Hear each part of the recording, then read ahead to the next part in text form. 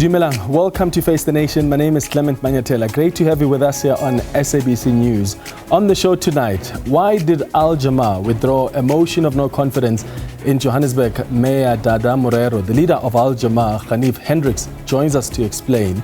Also on the show, what are G20 member countries going to do now that it's official that the US won't be inviting South Africa to participate next year? The first meeting of SAPS is expected to take place in the US next week without South Africa. Germany's ambassador to South Africa, Andreas Peschke, joins us tonight. And then later, what needs to be done to deal with the proliferation of illegal firearms stolen from the state? Parliament's Select Committee on Security and Justice member Nicholas Gotsell joins us for this discussion. But first, my comment.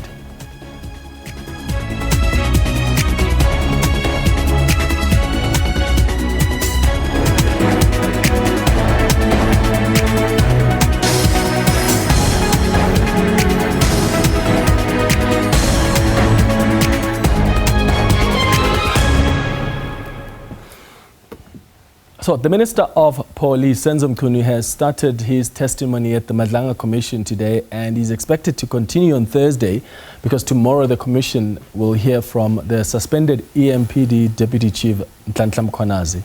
Mchunu, who is on special leave, spent some time today giving his side of the story and explaining why he decided to unilaterally disband the political killings task team.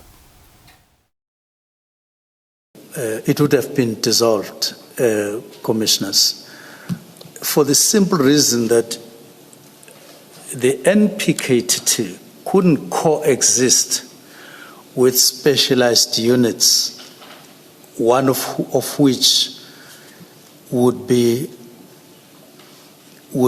serious and violent crimes as a component, under which there would be murder and robbery, under which there would be a sub-unit called political killings. It would be an unnecessary duplication, and it would run against the letter and spirit of the work study as they adopted it in 2019 and wish to implement it all these years, as I say. The evidence leaders and commissioners are expected to ask him more questions on Thursday when he returns on the stand. Tomorrow, though, the Commission hears from Julius Mkhwanazi, who has been described by his former colleagues who have testified at the Commission as a law unto himself and as someone who has received the backing of the former city manager of the Metro, Dr. Imogen Mashazi. Mashazi spent some time during her testimony this week trying to throw mud at people who have testified about her failure to take action against Mkhwanazi, even when an IPID report said that Mkhwanazi had abused his office. She has now admitted at the Commission that action should have been taken against Mkhwanazi because he shouldn't have signed a memorandum of understanding that led to Ket Matlala's vehicles being fitted with blue lights. But she's the same person that refused to take action against Mkhwanazi, even when that IPID report was clear that Mkhwanazi abused his power and was dishonest. She defended him in the media and said that IPID report was actually rogue. She has now made allegations against EMPD Chief Mapiyeye, which she was unable to substantiate. And you have evidence of that you will include in your supplementary statement. Evidence of them having an affair. Did you ask for evidence from Olani? No. Ma'am, did you ask evidence from Neza when he said, I have extramural activities with Mkhwanazi? I'm asking you the question. You don't ask me questions. I ask you questions. So I have no comment. May I please speak? You are a witness. You have to allow me to speak and we'll give you the chance to answer. I mean, it really was a disastrous 2 days. So if really she was aware of these allegations against Mapiyeye, why didn't she take action against him as the accounting officer? This is the question that the commissioners asked her.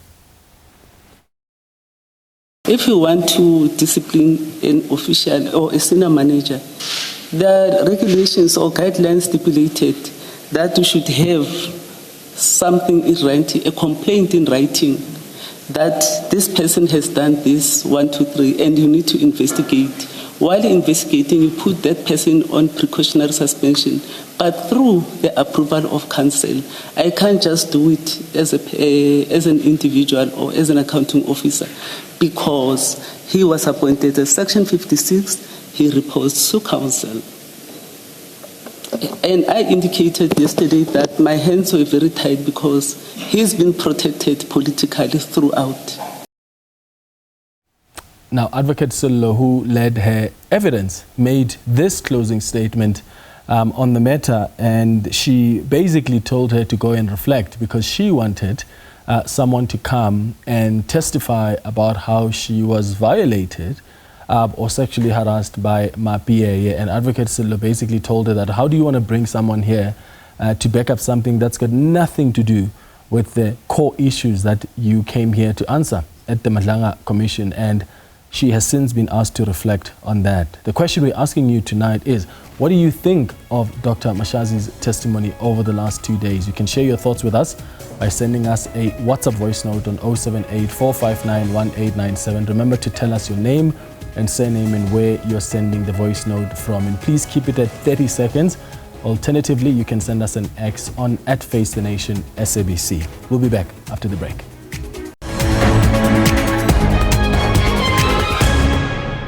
Welcome back. The city of Johannesburg Mayor Dada Morero has avoided a motion of no confidence after Jama-ah withdrew the motion brought by smaller political parties within the Joburg Council.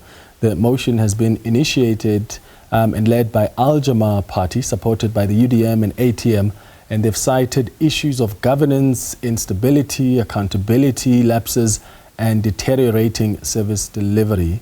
Late night negotiations with the ANC-led coalition saw an agreement to retract the motion against Morero. Ganief Hendricks is the president of Jama-ah and joins us now to explain what really happened here. Mr. Hendricks, thank you so much for making time for us. Good evening. Good evening. Why have you decided to change your mind and withdraw this motion of no confidence in the mayor? Look, on the sidelines of the G20, the celebration, the evening, in the briefing room, in the holding room, I met the speaker of the city of Joburg. We had a long chat about developments in Joburg.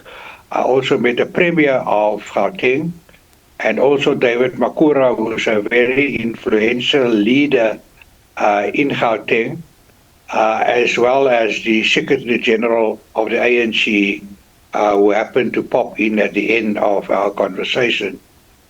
And we agreed that it is very important that we prepare for the 2026 elections, and that the present parties that have been holding the fort for the last 2 years, that they should continue doing what they've done very well. And we also discussed that the mayor of Joburg, that he delivered as far as the final preparations for the G20 is concerned. So you know that besides the issues that you've raised now, even the president had concerns about Joburg's readiness for the G20, but he shaped up. So we agreed on the sidelines, let's have a political meeting of all the political parties that have worked together so well for the last 2-3 years and see what is the best way forward. As you know, I'm also the presidential champion for Joburg in terms of the district development model. So it's in my interest to ensure that the gains that we've made in the preparations, fixing Joburg up to the G20 continues, and that it was not a fly-by-night initiative, but that we continue keeping Joburg in good shape until the 2026 elections. So I instructed my 2 mayors that when they go to this political meeting of political parties that make up the local, let's call it government of national unity, that they have an open mind. I didn't give them any orders. I didn't give them any instructions. I told them I have an open mind. and the partners gave the assurance that what happened in the past is now set aside. Our two mayors, they admitted our two mayors have been harmed tremendously. And they said, look, what is more important is not the harm caused to them. Their lives are also in danger. Okay. But that they have to look forward to the interests of the residents of Joburg. And they then decided to withdraw their motion and informed me, and I was very happy. Okay, so it makes Mr. my job Hendricks, as let me understand you here. Of Joburg very easy. Let me understand you here. You've mentioned a number of reasons, so I'm a bit confused as to what exactly got you as Jama-ah to withdraw. Did you withdraw this motion of no confidence because the ANC has admitted that they didn't do you right as Jama-ah with the way they treated your former members who were mayors of the city of Johannesburg? Or did you withdraw because you were impressed with how the Johannesburg mayor and his administration handled and organized the G20 Summit? Or is it because you guys have agreed that you want to prepare for the elections next year? Look, it's G20 fever, and we were so impressed with the work that the administration did. And we felt that that must count for something, and that we need to have an open mind. So yes, you say many other reasons. I also had at the back of my mind that I've recently decided who my mayoral candidate will be for Joburg, and we need to put her into place so that she can start campaigning and that she can start working to bring in the numbers so that the coalition that we have continues to be strengthened. So those were the two main reasons. Yeah. But I left it up to the two councillors, who were two former mayors, to decide whether they want to continue with their motion. But it looks like at that particular meeting, the comradeship that developed over the last 3 years, when under our leadership we removed the chief whip, the speaker of the DA, and the mayor of the DA, that comradeship that we developed, made the two mayors. Yes, I get that, Mr. Hendricks. I suppose what's confusing me is the reason you're giving about the G20. You do realize that just because Johannesburg hosted a successful G20 doesn't mean that that fixes the problem that Johannesburg faces, right? I mean, you said when you wanted this motion of no confidence, you said that there are governance instability issues, there are accountability lapses, deteriorating service delivery. How have all these issues been fixed by Johannesburg hosting a successful G20? How do you explain that? No, the G20 didn't fix it. I also mentioned, and you conveniently forget to tell your viewers that I did say that I met with important people, including the speaker, on the sidelines of the G20, and we discussed all these things. So I had to apply my mind and do what was in the best interest of the citizens of Joburg. So those. So what is the reason there? Is it the elections, or is it because you're impressed with how G20 was organized? What's the actual reason? The actual reason was that we need to look at the bigger picture, and the bigger picture is for the present coalition that is governing Joburg to continue to do so and do well in the 2026 elections. So we had to, it was a reality check, and we were all in a, very confident, bullish mood. So that political meeting that took place between the 9 political parties, they persuaded one another that in the best interest to put that motion aside. So it wasn't the G20, it wasn't my meeting on the sidelines with stalwarts, it was the collective engagement that took place between 8 or 9 political parties that won the day. Okay, so it's not the G20. Okay, let's scrap that, because that's why I said you're confusing us by mentioning these things. Let's stick now with what you say is the reason. You had a collective decision you want to plan for elections that are coming up next year. What about these issues that you've raised? Because these are issues that the citizens of Johannesburg have been raising for the longest of time. Governance instability, accountability lapses, deteriorating service delivery. Are you telling me that as political parties, you're going to park that because you want to prepare for elections next year? As you know that those particular issues, after the successful way in how many of them were addressed in the run-up to the G20. So we're back to the G20 we saw now? Hope. No. We saw hope that the will is there to change Johannesburg around. And the dedication is there. And now we have a permanent city manager. And we felt that is exactly, that puts Johannesburg in a very good state to address the issues that you've raised. I have visited many precincts in Joburg, 7 precincts. And I told President Ramaphosa, I visited those precincts, President, and those precincts are world-class in the way that there is safety and security, in the way that the place is being cleaned, and in the vibe that exists. But there are another 10 or 15 precincts that we need to fix, and that the media is picking on those areas that needs extra work, extra resources, but we're on the way to fixing all the precincts that make up the city of Johannesburg. And I'm working with over 100 corporates in Joburg, and they also very impressed with what has been done. But the media only focuses on the inner city, which is a great challenge. And I must admit, we're not on top of the inner city. A lot has to be done, but the experience that we've gained in fixing so many precincts with the help of the corporate sector, because government can't do it alone. We need all of the role players to play an important role. And now that we've seen that the role players are also prepared to come and assist, we are very bullish, and we are very confident that Joburg will become the iconic city. And the moans and groans that you mentioned is purely political. I must admit that the inner city, that is...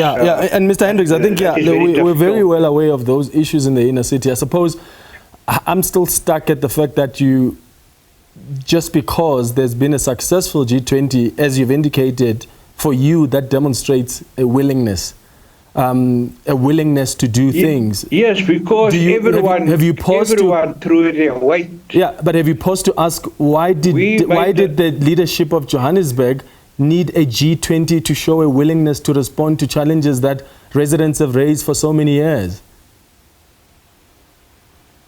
Well, as you know, even the president wasn't very happy with their performance, never mind the G20. Because Johannesburg is an iconic city. If Johannesburg comes right, Gauteng comes right, South Africa comes right, Africa comes right. So it's a concern of all of us. It so happens that the G20 was an opportunity to get everyone to be focused. And now that they are focused, they got no excuse not to continue that focus and keep the city clean, keep the city safe, and make the city a place that everyone wants to live in. Mr. Hendricks. I went to visit many parts of Joburg, and I was very impressed with the youth. Joburg is like another campus. Okay, Mr. Hendricks are taking the lead in Joburg, and what we read in the media and what we read, what we view and listen to, that's not the real Joburg. Okay. There are parts of Joburg that needs fixing, and we're going to fix it. Mr. Hendricks, are you aware that the G20 is not the first global event that Johannesburg hosts? Are you aware that Johannesburg, in the past, has hosted other global events, and before those global events, the leadership of Johannesburg actually planned to sort things out, fixing potholes, making sure that especially the areas where the events are taking place are taken care of. So this is not the first time that resources are rallied towards an event. And I suppose what concerns me is you think this and how successful it's been somehow demonstrates the willingness then to deal with long-standing issues that have been raised for many years by the residents of the city of Johannesburg. I put it to you that we've had other events of this nature where Johannesburg really picked up its shoes, and yet we went back to a scenario where issues that residents are raising are not being attended to. So are you not being easily impressed here? Look, I'm not easily impressed. Let me explain to you that the events that you talk to are events that have been heavily funded by the event organizers. This was a government event. This was a City of Johannesburg event as the host, led by the Premier. So that's the difference. The other events, yes, the city was spruced up, the police played a role, there was safety and security, we had no problems. And then obviously, that was initiative by event organizers to make their event successful with heavy funding, TV advertising and all of that. Here with the G20, the President and the Premier has made it quite clear that this time around, they must continue keeping Johannesburg clean, keeping Johannesburg safe, working with the corporate sector, making it a place to be for young people. Okay. And that is what it has achieved. You must go to Joburg and see the young people thriving in Joburg, chilling out in Joburg, wanting to make Joburg their home. Okay. Please don't paint Joburg in a very negative light. Mr. Ganief Hendricks, thank you for making time for us.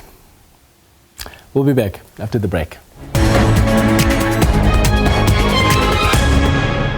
Welcome back. The Democratic Alliance has raised concerns over the security of police firearms, claiming that over 3,400 weapons belonging to the South African Police Service were lost or stolen between 2019 and 2024. The party says despite some recoveries, a significant majority of these firearms remain in the possession of criminals fueling violent crime. This comes in the wake of a tragic incident in Ivory Park where 2 police officers were shot dead and their firearms were stolen. Authorities have since recovered the stolen firearms, consisting of a 9mm pistol and an R5 rifle, and arrested 2 Mozambican nationals in connection with the crime. Nicholas Gotsell is a DA member of Parliament and a member of the Select Committee on Security and Justice. Nicholas, thank you so much for making time for us. Good evening. Good evening, Clement.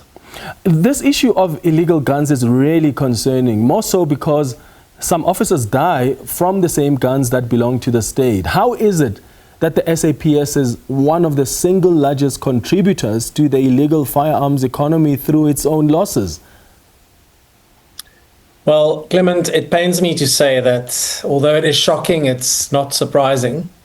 Every year before the budget, the police comes to our committees and they then present to us what is known as the APP.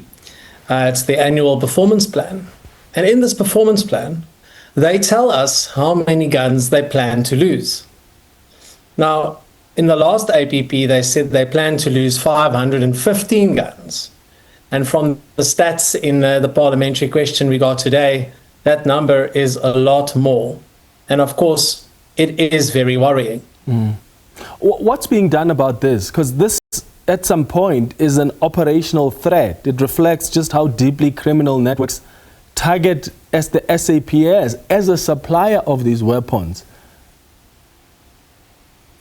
Well, when we do our oversight visits to police stations, one of the areas that we look at is the firearms registry. Of course, the locks that they have to lock it in, and of course, those are often in disarray. It's not always functioning. But when we do an oversight, there's no way for us to see whether the guns that are meant to be logged in actually match what is in the safe, because it's very often not held on the premises.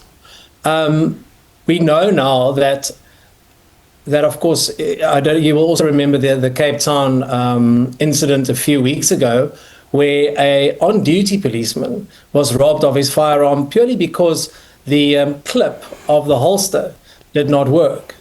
And it was very easy for a homeless person to take that firearm off of him. We have not seen any disciplinary action or any other action after that incident. Yeah. And that's my next question about the consequences, because what we're seeing here is this makes SAPS members and even their infrastructure vulnerable. So what consequences are there for those who have lost or misplaced these firearms? And I'm also asking that question because in some instances, are these really stolen, or are they actually handed over to criminals in exchange for money? Well, of course, you'll see, I don't know if you saw the parliamentary question, but the minister subdivided it in various columns. So they say some are stolen, some are lost, and some are misplaced. Now, we'll never know, but the consequences are meant to be disciplinary action in terms of the Police Services Act. We have, as the DA, we have huge issues with the Act and with the way in which discipline is enforced, particularly in the Western Cape. The unfortunate part of the Disciplinary Act in the Police Services Act is that it leaves the Provincial Police Commissioner with the authority to overturn any sanction, even a sanction of dismissal, by an objective disciplinary panel. And we have seen for similar crimes, the selling of dockets, for example, where the Provincial Police Commissioner in the Western Cape has overturned a dismissal of a police officer, purely because he said the relationship between the police and that employee or the police officer did not deteriorate sufficiently. So the question is, when is it, or when has it deteriorated sufficiently for someone to be dismissed? Yeah. And just as we look at the broader consequences of such firearms that are intended for policing, repeatedly ending up entering the circulation in the criminal markets, what consequences are we looking at here? Because when I look at that response, even the recovery rates, there's a deeper problem there, because from 2019 to 2024, only about 559 firearms were recovered in total. Well, you know, trust in the police is at an all-time low, and so is consequently gun violence on the Cape Flats is at an all-time high. Now, on the Cape Flats, every SAPS firearm lost is another murder waiting to happen, and we see this every day. I mean, the crime stats, and especially just on the Cape Flats, where we have up to 30-something murders a week. Those are mostly caused by firearms, and we wouldn't know how many of those are actually SAPS firearms.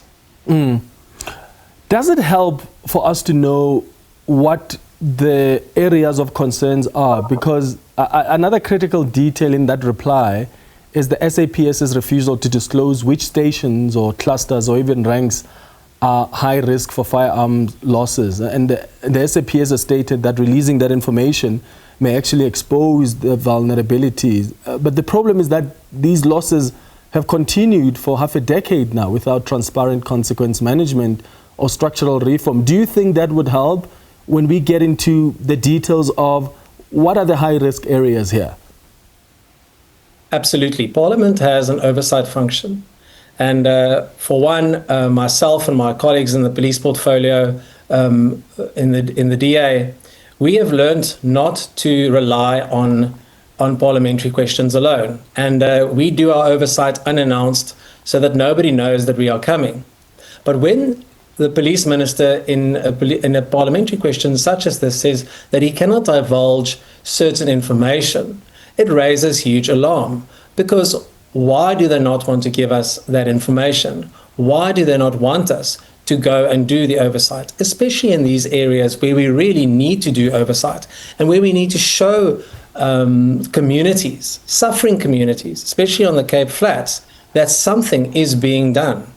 I mean, every gun that enters the illegal gun market arms another gang. It's used to kill another innocent South African or a child sleeping next to his mother. So what is the solution then, Nicholas? Because the SAPS speaks about the need to commit to improved firearm regulation, and they talk about tighter control systems, including the firearm control management system. But at the very core here is the issue that remains unresolved, is that the SAPS is one of the single largest contributors to illegal firearms economy through its own losses. So even some of these solutions that they seem to be looking at, they don't address what is really the source of the problem. Well, I think the SAPS is its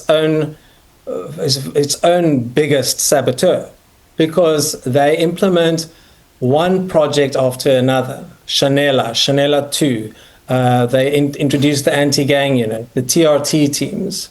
But then you get an answer such as this.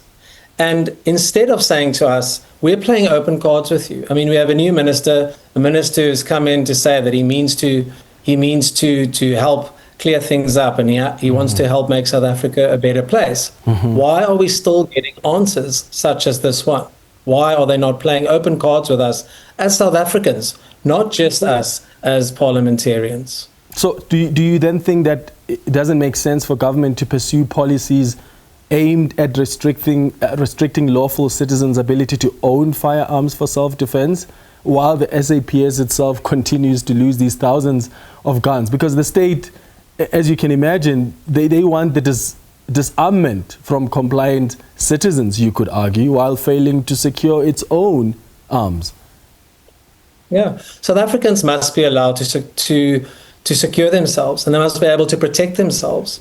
And any attempt to take that away from them must be vigorously opposed. Okay.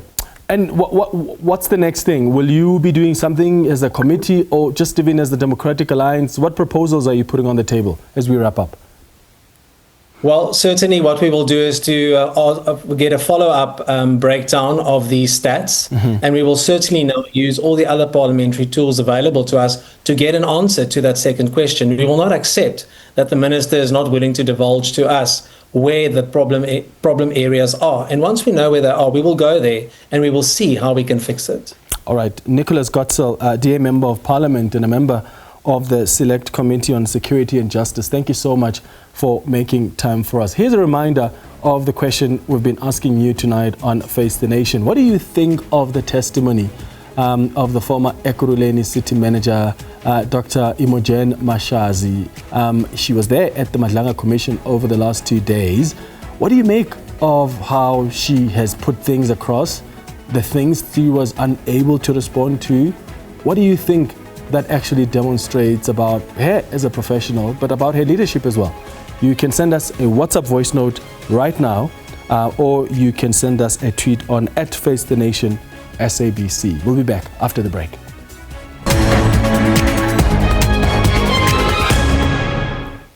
Welcome back. The United States has excluded South Africa from the G20 Sherpa meeting that will take place in Washington later this month.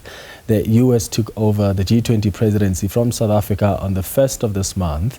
Last week, US President Donald Trump announced his decision to exclude South Africa from next year's G20 Summit in Florida, based on his false claims of a white genocide in the country. Germany said that it would seek to persuade Trump to reverse the decision. Andreas Peschke is the German ambassador to South Africa, Eswatini and Lesotho, and joins us now in studio. Ambassador, thank you so much for making time for us. Good evening. Glad to be here. Glad to have you here with us. So the first meeting of Sherpas is taking place in the US without us. I think South Africa did anticipate that. But I suppose the question now is there anything that South Africa can even do about it, in your view? Well, it's all a bit hectic, isn't it? But on the other hand, still early days. So the Americans have just taken over the presidency. The incoming presidency is just informing us about their plans for the program and so on. Remember last year, December, when South Africa took over, we were also a little bit waiting what's going to happen during the South African presidency to get to know the priorities and so on. So actually, it's still a long way to go towards the summit. And, you know, a year in diplomacy is a terribly long time. Even a month in diplomacy, a week is a long time. So many things can happen. Yeah. But the political point is, and you've mentioned it, our Chancellor came out last week. When we heard the news, he said, well, in his view, South Africa belongs to the table, and he would try to convince the incoming presidency to invite South Africa. Yeah. Well, the political point behind this is obviously that we believe that South Africa has an important role to play in important international formats like the G20. It's the only African member state in the G20. Actually it goes beyond South Africa, because it's also about the entire African continent, a continent with 1.5 billion people. Yeah.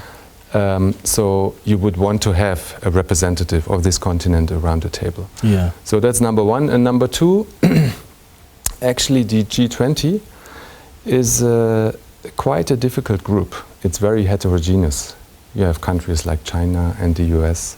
You have India, the UK, you have Russia, Brazil. So it's quite a diverse group. So you don't play easily around with membership. Yeah. You know, once you start doing that, actually, eventually you might undermine the format. It's not easy to get that group around the table. It's based on consensus to reach decisions around that table. It's not easy. So we are quite cautious. You know, we have a membership, and I think it is good to stick to what we have. Yeah, and as you say, everything is based on consensus. And I would imagine that includes the decision on who gets to participate. I mean, it's great that we've seen the Chancellor come out and say South Africa is needed on the table. Do you think, as Germany, that it's important to have other G20 member states also come out and indicate their support to actually try and advocate for the US to reconsider this decision? Because I know it gets tricky, because some of the G20 members are sort of scared. They don't want the president of the US to retaliate and go after them, which is possible. So what do you think is the best position here? Do you think South Africa needs other G20 member countries to sort of advocate, or a G20 as a multilateral institution needs to be able to, as you've said, take a decision collectively, even on this issue that the US president has unilaterally decided on? Well, one, I think it's a discussion we are going to have. You have mentioned that the first meeting of officials is going to come, it's going to take place. We are going to listen to the incoming presidency to, you know, inform about their priorities, so on and so forth. And second, well, the G20 is like an informal group after all. So it's not like, you don't have a rule book like at the United Nations, where you have a charter of the United Nations where everything is regulated, who goes to the table, who comes to the assembly and not.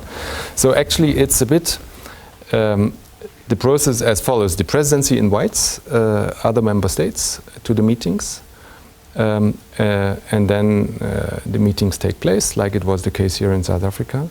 So there's nobody who can say, okay, there's this procedure, that procedure to follow. Yeah. It's basically by invitation of the presidency, by the rotating presidency. So I think it's a thing that needs to be discussed.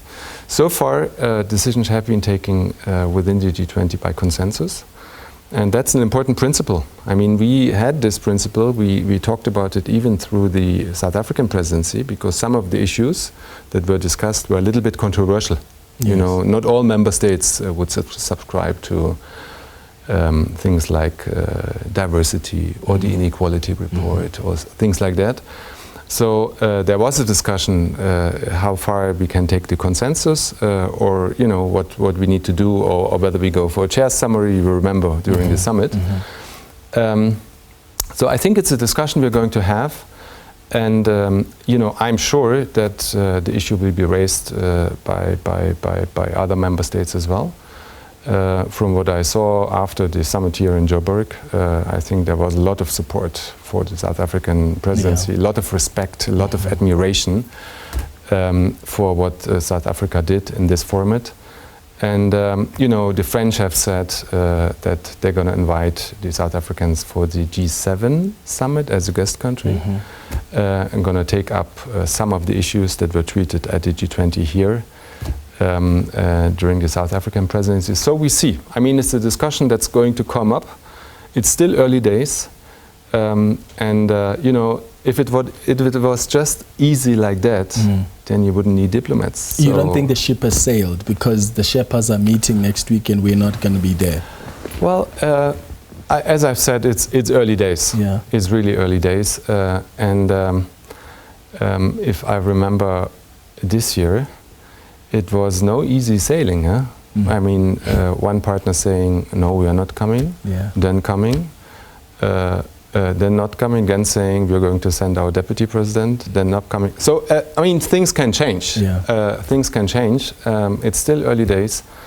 I think the presidency will also pay attention to other member states and what they bring to the table. Yeah. Do you think that there are member states that sort of have a much stronger voice? I mean, as Germany, it's important. In fact, the European Union has been expressing its support. It was very clear, even when they were here, that we support South Africa and we support what's come out. Do you think there are, because we've been thinking about even our allies in the G20, like are there some that can speak with a much stronger voice? We've got the African Union, we've got the AU that has demonstrated support, we've got our BRICS allies, quote unquote. Do you find that there are some of the groupings within G20 that sort of, with their voice, that could add a little bit of convincing here? Well, I'm the ambassador of Germany, so obviously I'm speaking for Germany. I cannot speak for other member states, other members of the G20. I would assume that other members, given the level of support for the outgoing presidency, that they would also bring this issue to the table. We are going to do it, other than that, when there's a problem, when we have difficult international problems, when after Russia invaded Ukraine, we have lots of conflicts, war zones, and so on. And then we had very deep discussions also with South Africa about this issue. And South Africa has very experienced diplomats. And the advice we always got from them on these difficult issues: engage, negotiate. You can even solve the most difficult problems by negotiation, based upon the experience here of overcoming the apartheid system, overcome by negotiation. So I think this is obviously a question that calls for engagement. So far, what I have seen, we are engaging, South Africa is engaging, and surely by engagement there's going to be a way forward. But as I've said, it's still early days, and a lot might change, and the political points, they remain. We need Africa at the table. We need a strong voice of the global south, of the African continent at the table. And one way or another, I think this voice is going to be heard. The European Union has really come out strongly in support of South Africa. Our relationship seems to have somehow strengthened and solidified. And I'm wondering what the position from a European point of view, how do you view South Africa in the role that it's played in the global arena? You've spoken now about the issue of negotiating. Our president came over to Ukraine to meet the Ukrainian president, went over to Russia to meet the Russian president to try and do, as you say, engage. How is South Africa being seen from a European point of view, and what do you think is behind just the strengthening and the solidifying of our relations?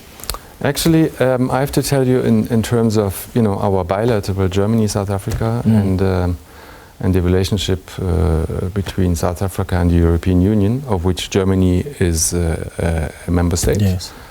This has been a good year. I mean, we've actually had an unprecedented level of engagement. So the presidents of the European Union, both of the Commission and of the Council, were in South Africa twice. You remember they were here in March. They came back for the G20 Summit. We had that leaders engagement before the summit. President Ramaphosa also went to Brussels to take part in the Global Gateway Forum at the European Union. So from our perspective, and that is Berlin and Brussels, South Africa is really a strategic partner on the African continent. In fact, it's the most industrialized economy. It's the strongest economy on the continent. So for us, South Africa is quite important. And that is why we want to strengthen the relationship both on a nation to nation, but also EU-South Africa level. And it's not only words. I mean, actually, we have achieved something during this year. So when President Ursula von der Leyen of the European Commission was here in March and President Costa of the European Council, they agreed with the South African president to create a new type of partnership. So this partnership was signed when they were here in Johannesburg 1.5 weeks ago. It's called a Clean Trade and Investment Partnership. So it is a bilateral agreement between the European Union and South Africa to incentivize investments, South African investments in Europe and European investments in South Africa to boost our economies. And from our side, I mean, this is bolstered up by an investment package, European Union investment package of 12.5 billion euro, which is quite a significant amount of money. So for us, South Africa is a strategic partner based on economic exchange, but also a value partner. Both our democracies stand for freedom of speech, democratic values, and so on and so forth. So we actually want to be a reliable partner of South Africa. And we have come a long way this year to really beef up our partnership and our friendship. Yeah. Ambassador, thank you so much for making time for us. As you say, it's early days. Let's hope there will be important conversations that take place and some rationality will prevail. Thank you. Ngiyabonga. Siyabonga. And we're going to wrap up the show now by looking at some of your tweets that have come through, responding to that question we've been asking you this evening around the testimony of the former Ekurhuleni city manager. We've been asking you what your thoughts are on that issue. Let's start with Pitso, who says, this is the problem we endure as citizens. Failures of people who preside over our basic rights at local level. Gatekeeping of politicians to cover up their corrupt activities.